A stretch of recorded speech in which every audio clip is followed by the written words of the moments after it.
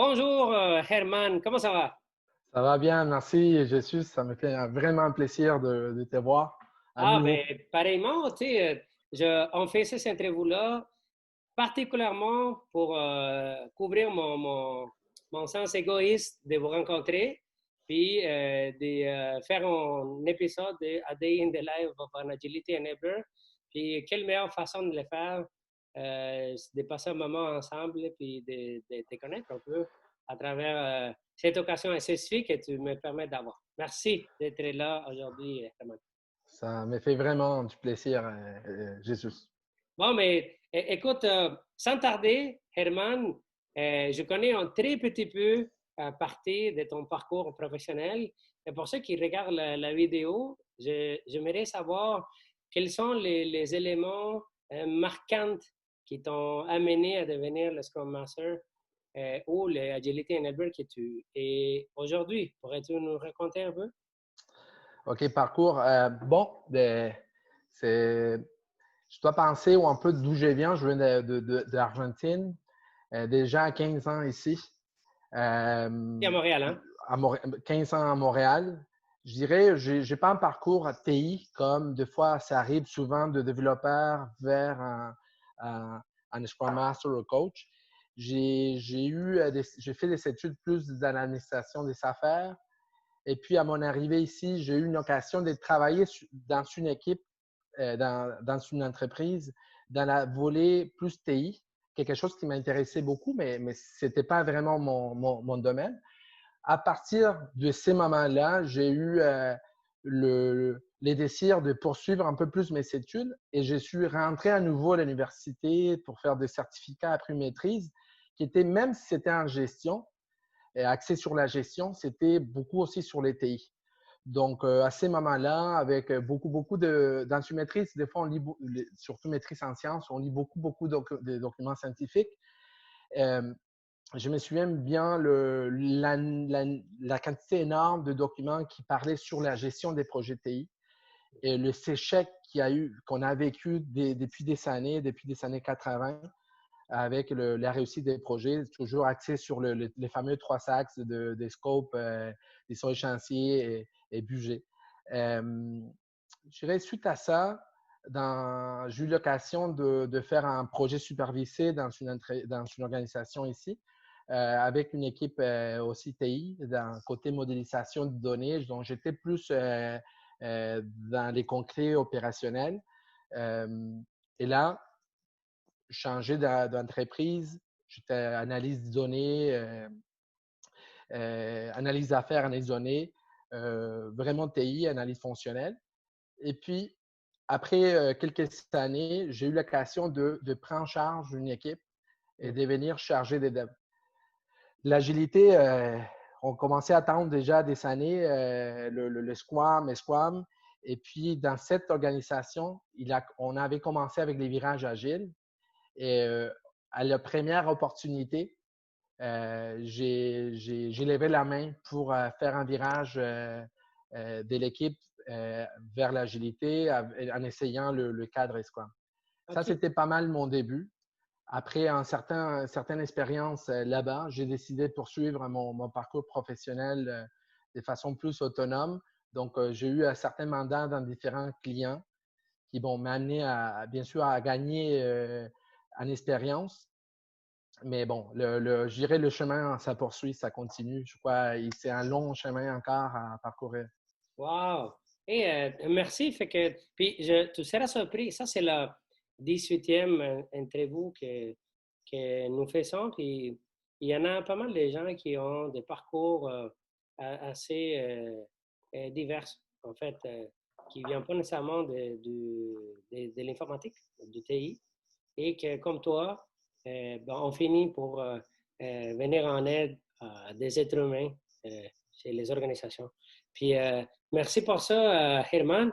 Et dans tout ça, qu'est-ce que qu'est-ce qui t'attire de travailler avec des gens et des équipes? C'est quoi l'intérêt de faire ça? Oui. Je dirais que je suis une personne, j'étais depuis de ma jeunesse sensible vers les autres. avec des amis, de gens. Je voulais toujours m'intéresser pour l'être humain, qu'il soit en général, on dit, content de sa vie.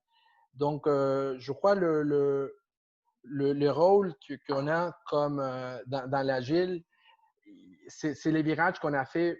On met à côté les cadres, c'est axé sur les gens. Et je crois que c'est ça qui m'intéresse beaucoup, me passionne beaucoup, les travails d'équipe, les travailler avec les gens, les faire grandir, de les écouter. Et puis, c'est vrai qu'en même temps, c'est un risque énorme qu'on prend. Donc, C'est un comment risque. ça? Je dirais que arriver devant une équipe avec, on sait que dans une équipe, on va avoir différentes personnalités, différentes motivations, différents enjeux en tout le temps. Donc, de vouloir changer les choses, ça implique de demander la permission de rentrer dans leur vie, de les questionner, de les écouter, de poser les questions. Mais des fois, on peut réussir, des fois, on ne peut pas. Et ça peut aussi nous affecter parce qu'on a toujours les meilleures intentions, des bonnes intentions, mais des fois, des fois les plans, des fois, comme un projet, tu sais, qu'on planifie peut être un peu différent de la réalité. Mais en général, je dirais que ça me fait vraiment plaisir de travailler avec les gens. Fait c'est comme, si j'entends bien, toi, en tant que personne, aider les autres, être là pour les accompagner, les voir grandir, les écouter, et être présent pour eux, c'est ton truc qui vient avec Herman. Exact. Cool. Puis, tu parlais de défis. On a eu la chance de travailler quelques mois ensemble et je me rappelle les défis qu'on a, qu'on a eu, qu'on a dû passer à travers. Tu as mentionné un truc qui, euh, qui m'interpelle, c'est cette dédication aux autres peut euh, nous revenir. Des fois, ça peut marcher, des fois, ça ne peut pas marcher, puis ça peut venir nous chercher. Et, Exact. euh, quels sont les défis que tu rencontres en faisant ce travail-là? D'aider, c'est bien beau de vouloir aider, c'est bien beau de vouloir rentrer dans la vie d'une équipe. Mais quels sont les défis que Herman a rencontrés dans son parcours? Ouais. C'est une question, oui, assez large, ou la réponse, en fait. Je te dirais, mettons, tu fonction sur les défis qui t'ont plus marqué, mettons. Des choses que tu vois qui ont J'ai- dit, ah, ben, je me rappelle de ça. Ça a été un truc qui m'a comme. je dirais que normalement, lorsqu'on fait l'agilité en ces temps-là, dans cette décennie, c'est pour changer. On parle en général des organisations qui commencent. Donc, ce qu'on va trouver en général, c'est une résistance. Donc, c'est beaucoup la gestion du changement qu'on doit faire face. Et les défis, en général, c'est sur ces résistances de gens de sortir de leur zone de confort. Mais aussi, j'ai fait un lien avec, des fois, la culture qu'on a dans certaines entreprises. Donc, des fois, des gens, on peut deviner les chances qu'on a sur cet aspect-là et le degré de travail qu'on doit faire. OK, Je ah oui. dirais que, Tu peux hein, le deviner quand même, tu sais, tu peux, aide-moi là, parce que, tu sais, pour ceux qui regardent ça, je trouve ça intéressant. Dès que tu rentres dans son organisation, tu peux quand même deviner la quantité d'efforts que tu vas mettre seulement en sachant comment les gens réagissent, les attitudes, tout ça. je dirais que, bon, Ou juste avec un, le sentir. c'est ça, on peut le sentir. Bien sûr, après, il faut les confirmer. J'irais, il y a certains facteurs qui peuvent influencer ça. Et donc, on peut sentir, bien sûr, après, on verra. Je dirais, est-ce que c'est une compagnie ou une organisation dans quel domaine? Plus des finances, ils vont garder une structure, ils vont résister un peu et les changements, ça n'arrive pas si vite. Ce sont des entreprises plus publiques, plus privées, des gens qui vont avoir une certaine parcours à l'intérieur de l'entreprise, des gens qui ont déjà 10 ans, 20 ans à l'entreprise. Donc, le profil des gens que tu vas trouver, des gens, disons, plus des consultants, plus des internes. Donc, pourquoi ils sont encore là? Pourquoi ils veulent continuer là? Euh, tu peux commencer à questionner rapidement et déjà avoir des pistes sur quoi tu vas rencontrer. Bien sûr, ça, c'est un aperçu qu'on peut avoir. Après, il faut essayer de plonger sur les équipes dont on va travailler et la réalité peut être différente. Mais effectivement, à mon avis, des fois, ce type d'informations peut déjà nous donner une saveur et même, bien sûr, déjà la conversation qu'on va avoir avec les gestionnaires qui vont nous embaucher. Parce que c'est là, je crois, le moment clé de fois, on dit d'être intègre aussi, c'est de savoir si ça vaut la peine de prendre certains mandats, si on sait qu'on peut changer. Là, tu fais la consultation juste pour les gens. Quand tu parles de mandat, on Oui, parle, effectivement. Oui, tu échanges des clients, c'est euh, ça. puis selon les mandats ou les devoirs que tu trouves avec les clients, ce que tu désignes, et là, tu vas rentrer en travail d'une façon temporaire. C'est ce que je comprends. C'est ça. Le mandat dans notre environnement, on sait des fois, ça peut être 6 mois, ça peut être 1 an, 2 ans, mais c'est autour de ça. Donc, c'est les défis, en même temps, la grande opportunité de rencontrer plusieurs environnements, nouveaux défis tout le temps. Et effectivement, une des premières rencontres, on peut déjà sentir qu'est-ce qu'on peut prévoir lorsqu'on a ce type de rencontre avec la direction. Si on va pouvoir avoir les conditions gagnantes, des fois qu'on dit, pour essayer de faire un bon travail. Ah oui. Puis selon toi, quelles sont les conditions gagnantes pour Herman? Qu'est-ce que tu perçois comme OK, ça, c'est ma recette favorite. Quand je trouve ça, mes chances de pouvoir aider les gens à s'épanouir sont plus grandes. Euh, Ça, c'est aussi Je une pose bonne des questions question. difficiles? Non, non, non, non. Je dirais que je crois que ton rôle aussi, c'est de poser des questions puissantes. Je crois ça, c'est une bonne question. Je dirais le point de départ, c'est est-ce que les gestionnaires croient à l'agilité? Hmm. Est-ce qu'ils sont prêts on dit, à donner une autonomie, mais en même temps, rester près des gens? OK. Euh, et là, je m'explique. Des fois, les gens, euh, c'est pas la même chose de donner l'autonomie et de rester indifférente. Bref, des fois, ils vont vouloir juste, OK, on engage des coachs agiles ou des Scrum Masters pour qu'ils fassent le travail. Je veux me débarrasser du problème. C'est à eux de gérer toute la problématique qu'on peut vivre dans des équipes. Et ça c'est une condition gagnante ou pas. Savoir si on a le support et eux, ils s'intéressent à que les gens grandissent aussi. Hmm. Parce que on sait dans notre mandat, des fois, c'est pas de régler les choses, c'est juste mettre en surface. On n'a pas l'autorité à imposer des choses. On peut des fois suggérer, on est à l'écoute, mais surtout à mettre en évidence des fois les problèmes et c'est à eux de prendre des décisions. Donc, Ah, j'irais les volets gestion et des volets gestion, je ne parle pas non plus à un niveau immédiat avec les équipes, mais j'irais à un niveau de toute l'organisation. Parce hmm. que ça, on les voit s'il y a une certaine hiérarchie traditionnelle dans laquelle on se débarrasse des équipes avec le Scrum. On dit qu'on fait l'agile, mais c'est juste une phrase.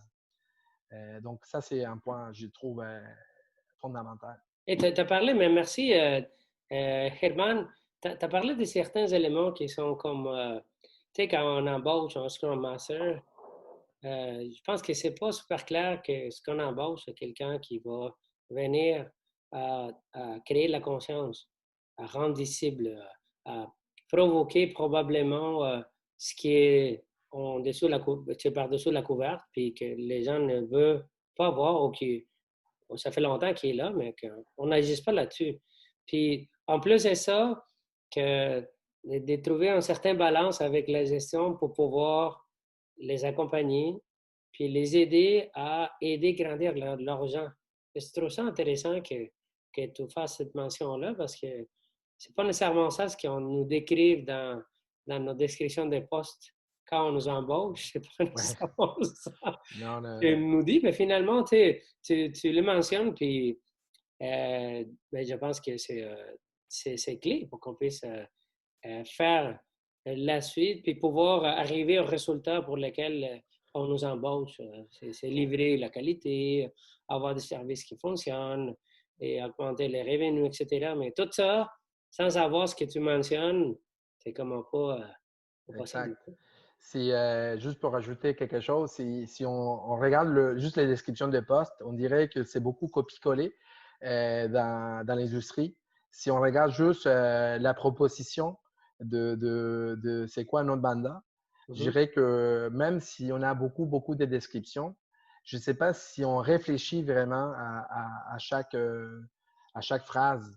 Des fois, on trouve même description un peu partout. Donc, c'est là où, des fois, les rencontres avec les gens, les gestionnaires, et surtout, si jamais on peut rencontrer l'équipe d'avance, voir si on peut se faire accepter, ça serait l'idéal. Ah, tu fais Euh, ça? Tu fais ça? Tu arrives? j'ai eu une opportunité dans ce mandat, ça fonctionnait comme ça. Les niveaux les processus d'embauche, ça incluait ce type de processus. Je les trouvais super intéressants.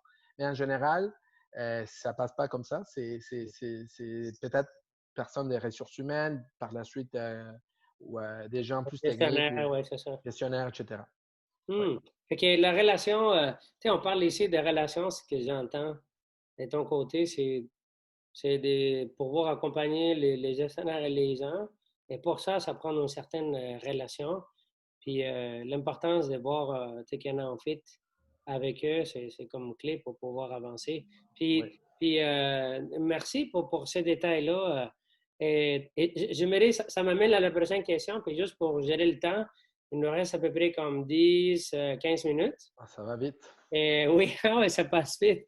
Puis, j'aimerais savoir, Herman, je te connais un peu, mais pour les gens qui ne te connaissent pas, quels sont tes super pouvoirs une fois qu'ils étaient en place? Qu'est-ce qui te fait qui permet de créer la magie aux organisations qui t'accompagnent? J'irais, j'aime, j'irais je suis une personne qui veut être très pressant. Je crois que la clé pour, euh, pour basculer une situation qui, des fois, n'est pas favorable, c'est de rester pressant, près des gens. Et puis, c'est ça que je crois, c'est ma clé, où j'essaie de faire beaucoup attention à ça. Des fois, on dit donner l'amour à une équipe. Je crois que c'est ça. Des fois, je dis, c'est nous, comme rôle, les Scrum Masters, c'est un peu l'art de savoir réagir au bon moment, un moment important, de dire on est pressant, on donne autonomie, on laisse les gens travailler, mais en même temps, on essaie d'être très pressant, mais sans les déranger. Et juste réagir au bon moment, ça, c'est pas évident, c'est difficile. Euh, et ça, c'est un peu des fois les dons qu'on peut avoir et beaucoup d'expérience aussi.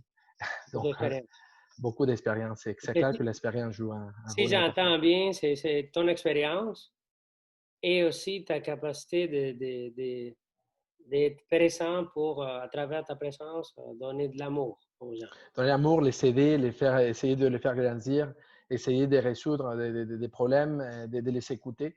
Je crois que les gens ont besoin beaucoup d'écoute. Euh, donc, c'est ça. Écoutez, hey, c'est ton cadeau ça, Herman, d'avoir quelqu'un qui est là, présent pour toi et qu'au travail est là pour juste t'accompagner, t'écouter, te dépanner, Ouais, te faire grandir.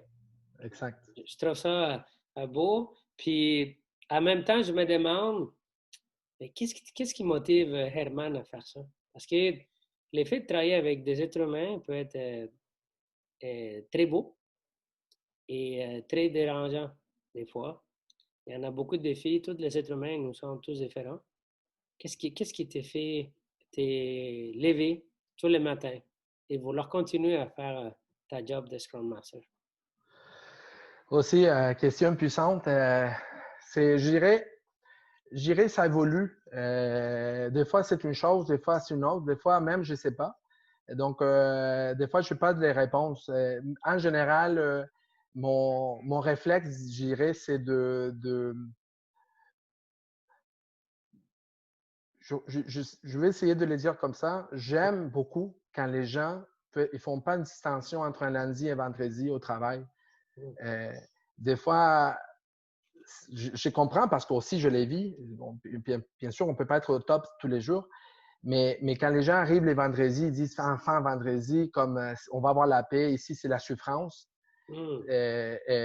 Donc lundi, c'est le pire jour de la semaine par défaut. Je n'aime pas ça. La vie est courte, il faut profiter, il faut essayer d'être heureux. Et moi, je crois, j'ai une mission, je sens que je peux les aider à qu'ils passent que le travail soit pas quelque chose de péjoratif, travailler, mais plutôt qu'il fasse du plaisir. Bien sûr, on va être encore plus content vendredi, mais le lundi, on va être aussi content d'être au travail. Ça, c'est quelque chose qui me motive. Peut-être, j'irai aujourd'hui pour aller au travail et je sens que je peux faire une différence là-dessus. Wow, man! Je Tu sais, pense je t'envoie un câlin d'ici, dès loin. ouais, Vraiment, Herman, et quelle belle mission de pouvoir au moins avoir l'intention de vouloir faire une différence chez les gens et faire que leur semaine passe de la souffrance à la motivation, en fait, que les gens ouais, puissent ouais. s'épanouir et ne voient pas la Je- différence passer d'un lundi au vendredi, en fait, être présent comme toi. C'est être vraiment présent pour eux-mêmes, puis pouvoir ben, grandir à travers ce qu'ils font chaque jour. Je te remercie pour ça, de nous offrir cet cadeau et de voir un peu plus loin de toi. Et j'aimerais explorer deux questions avant de se quitter. OK. Selon toi, euh, comment, qu'est-ce que tu fais des spécifiques? Un, est-ce qu'il y a une journée typique pour un Scrum Master comme toi? OK. Ça, c'est une Euh, question. Je te pose la question, je vais t'aider pourquoi. Avant, je posais la question comme ça. Peux-tu nous raconter une journée typique chez toi? Puis, au fur et à mesure de faire ça, je me suis rendu compte que les gens avaient la misère à répondre à la question parce qu'il n'y en a pas de journée typique. Donc, j'ai changé la question pour est-ce qu'il y en a une journée typique selon toi? Puis, si oui, ça ressemble à quoi? OK. Je vais répondre à ça et je vais discuter un sujet justement relié à la charge. Des fois, on dit des travails avec les équipes. Je dirais, il y a une partie typique, si on veut l'appeler typique, d'une mécanique Oui, des cérémonies oui, et les surtout événements, peut-être ça. des événements, surtout si on travaille avec, disons, mettons, plusieurs équipes. Donc, je dirais que la journée typique débute tôt, surtout avec la COVID. Ça a permis des fois les équipes de commencer cette rencontre, cette quotidienne, pour se synchroniser plus tôt les matins. Donc, dans mon cas actuel, j'ai travaillé avec plusieurs cellules. Donc, j'ai une série de quotidiennes Ils se font, tu sais, qui comme se la font. partie mécanique. Et puis, à partir de ça, bon, Mhm. je dis, bien sûr, il y a certaines rencontres qu'on avait déjà planifiées d'ici là, mais sinon, c'est beaucoup l'ad hoc qui arrive. Mhm. Euh, le fait qu'on travaille en équipe, c'est complexe parce qu'on travaille avec des gens et on travaille avec des dépendances. Ça veut dire aussi, justement, que normalement, il y aura toutes sortes des choses pas prévues. Donc, beaucoup de communication, de conversations pour se synchroniser, pour collaborer. Donc, effectivement, je dirais qu'il y a un volet. C'est sa mécanique. Et après, ça peut être vraiment différent. Mhm. Euh, Fait et que, j'ajoute, si je te pose la question, mis à part la mécanique, tu sais, on participe en tant que facilitateur, peu importe, là, tu sais, d'animateur ou d'être là. Mis à part ça, ça peut y aller Ça, selon la ça, journée. oui, j'irai, dans mon cas, et c'est là que j'ai voulu faire les liens, étant donné que je travaille avec plusieurs équipes, on, beaucoup de personnes, on a des besoins différents qui vont me faire appel ou j'ai besoin de les discuter. Avec la COVID aussi, ça a changé la dynamique, les outils bureautiques euh, qui permet des fois qu'on on rentre dans un risque parce qu'on n'a pas la communication non verbale de faire un tour, prendre un café, juste regarder la personne et savoir qu'il y a un problème. Donc, je dois faire un sorte de tour de checker, beaucoup de checks sur les gens Virtuel, hein? virtuels. Des Très virtuel. fois, on propose de faire ce qu'on dit one-on-one, de face à face. Les gens les font, des fois les gens ne vont pas te convoquer, donc c'est nous d'aller chercher ces gens-là. Mais tout ça, c'est de mon côté particulièrement, c'est impacté par la charge de travail avec les équipes. Et là, c'est en sorte de ce que je veux faire ici, c'est un appel où je dirais un point important, je ne sais pas si c'est une frustration, mais je vois qu'il y a une sorte euh, de des logiques pervers dans le sens de lorsqu'on est Scrum Master, les gens veulent qu'on soit productif et qu'on ne coûte pas autant pour l'entreprise.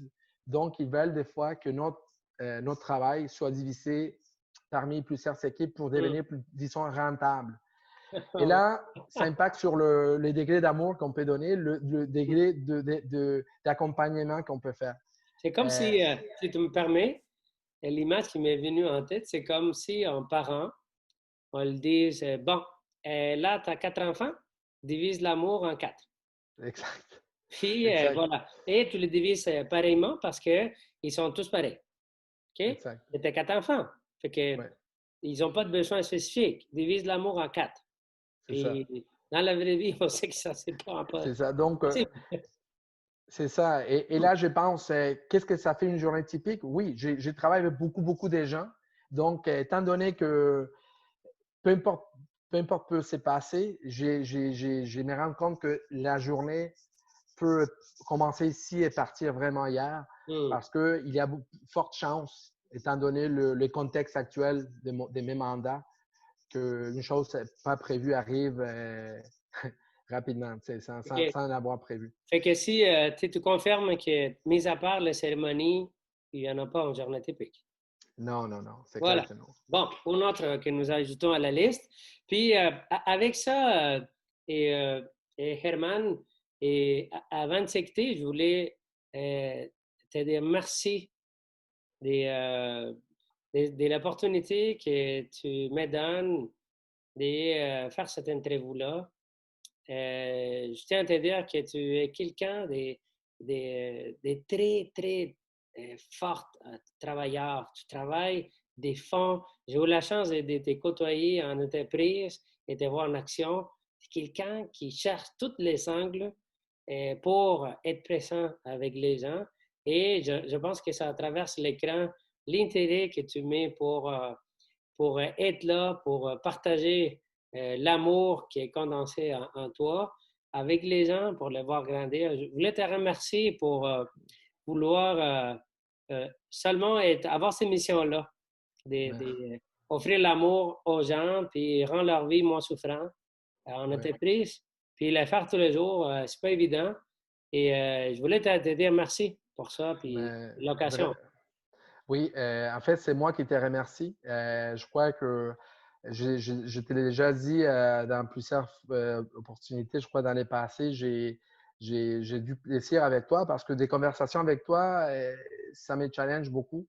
Euh, c'est des fois, lorsqu'on est sérieux de vouloir avoir des bonnes conversations, sont beaucoup de ces questions des questions qui nous qu'on n'a pas une réponse, sont des questions ou des réponses qui prennent du temps, qui nous font réfléchir, qui nous font se rendre compte de notre faiblesse beaucoup. Parce que des fois, avec on dit l'adrénaline quotidienne, des fois, on ne fait pas une pause. Donc, toujours discuter avec toi, je sais que je vais avoir quelque chose comme ça, ce type d'expérience. Donc, merci à toi, Jesus. Ça fait plaisir. Puis, avant de se quitter, Oui.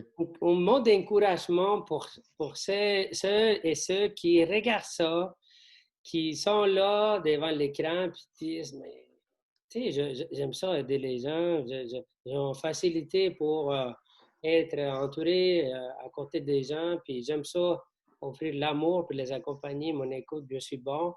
Je suis peut-être déjà dans les schémas, je suis déjà un Scrum Master, ou peut-être un coach agile, mais je suis un peu comme en quête d'inspiration. Qu'est-ce que Herman pourrait leur dire pour les encourager à continuer et avancer dans la quête du bonheur que tu nous as parlé aujourd'hui? OK. J'irai pour soit ceux qui commencent ou soit ceux qui ont perdu un peu ce qu'on dit la chispa. Puis j'irai d'écrire, de parler avec des autres Scrum Masters, parler avec des coachs, se faire coacher. C'est ça, c'est de trouver ces moments-là de réflexion, d'apprentissage. Je crois, aujourd'hui, je crois, avec peu importe le domaine, on sait qu'on trouve tout sur Internet. On peut faire toutes sortes de lectures, mais ça ne suffit pas. Je dirais, oui, c'est l'expérience qu'on peut faire, le temps d'être inquiet de lire, mais le fait d'avoir une communauté de pratiques, un coach, quelqu'un qui va être un autre mentor, ou juste un autre Scrum Master ou plusieurs Scrum Masters qui vont partager, je dirais que c'est très enrichissant. Des fois, on rentre dans un mandat, on a peu importe le nombre des équipes, et on reste dans notre coin.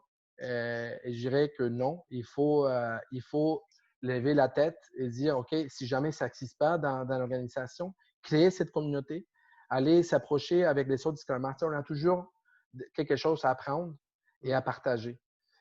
Donc, j'irai sur ça Non. aujourd'hui.